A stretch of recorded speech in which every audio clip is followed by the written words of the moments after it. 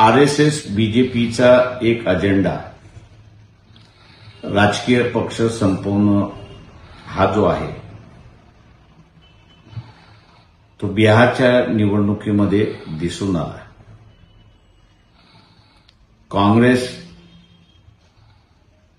मार खातलाय, उठून उभी राहू शकते की नाही याच्याबद्दल शंका आहे. आरजेडी कुटुंबाचा पक्ष म्हणून स्टॅम्प मारून मोकळे झाले. त्याच्या भविष्यावरती प्रश्नचिन्ह उभं राहिलं.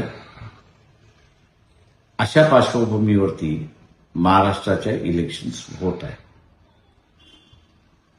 मी सर्व तमाम फुले शाहू आंबेडकरवादी, लोकशाहीवादी, मानवतावादी मतदारांना आवाहन करतोय की वंचित बहुजन आघाडी ही सातत्याने आरएसएस बीजेपीच्या विरोधात भूमिका घेते, लढते. या सर्वांना माझं आव्हान आहे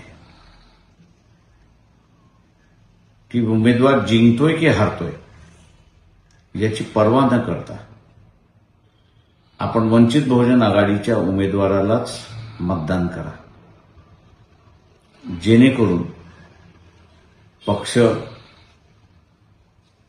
जिवंत आहे, आम्ही टिकवायला बसलेलो आहोत